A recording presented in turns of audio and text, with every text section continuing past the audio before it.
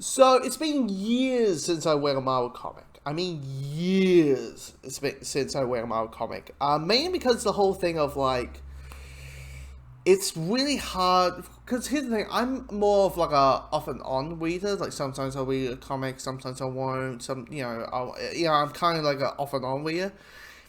And Marvel's whole thing is like, we need to keep the continuity that has been around since 1961. So reboot, soft reboot, easy access for new readers ain't that easy.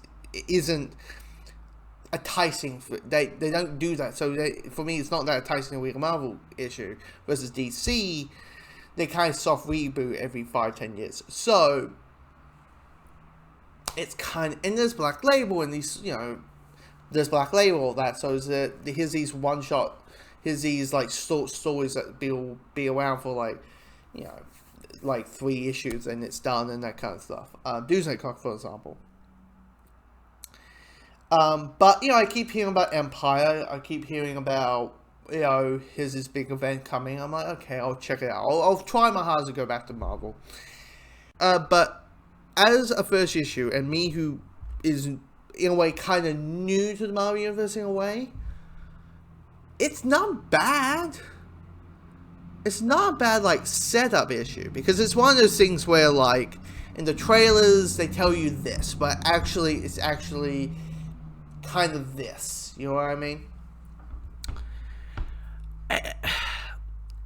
And here's the thing, the story is that the Kree and the Skrulls have been at war for millennia, and this guy, this Empyre, who's half Kree, half Skrull, who used to be a young Avenger, named Hulking, I know, right, Hulking.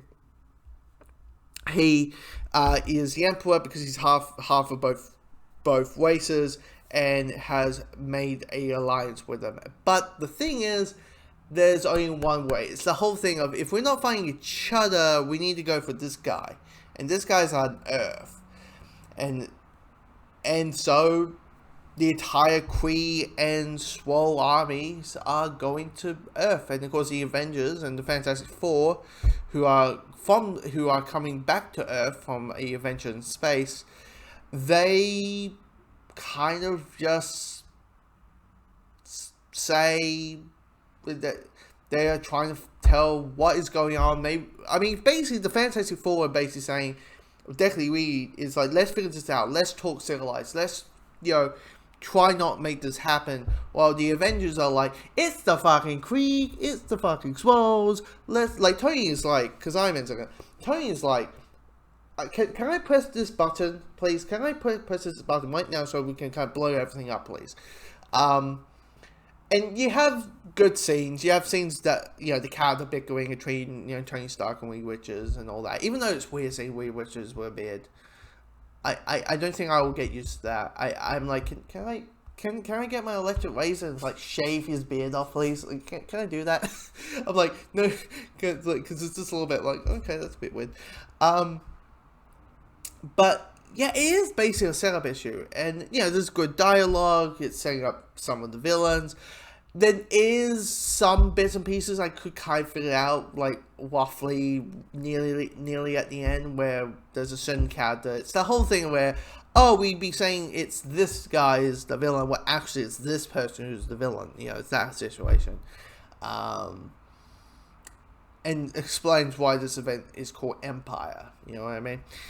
It's not bad. It's not bad. But it is a bit slow. It's a bit slow in the beginning. But when the Avengers show up, because we're heavily in the first half, we're heavily with the Fantastic Four.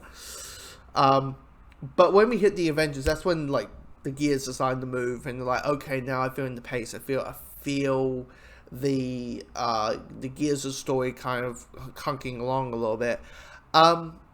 And then some cool visuals. I mean, Ghostwire is now a Avenger, so you get like a Quinjet Ghostwire. You know how he is. Like, you hold on. He holds on his bike with this car, in this case, car, because it's Wani. And it turns into flames. Kind of looks like basically a Quinjet Ghostwire-fied. Looks awesome. And we get it, it's Ghostwire. Ghostwire looks like a character who belongs on a Meat Lover album. Let's be honest. Let's be honest. That's essentially what it is. Um. She tell me this: is She-Hulk regular Hulk now? If that's the case, comment below because because at the beginning I'm like, wait, because one character keeps calling her Hulk, and I'm like, well, she's She-Hulk, not Hulk, but so I'm like, is she now regular Hulk now? Because I'm fine with that. It's just like, okay, the way it is. But yeah, I quite like it. I'll of course read the other 5 issues, give you my thoughts, and yeah, so far it's good. It's not the best.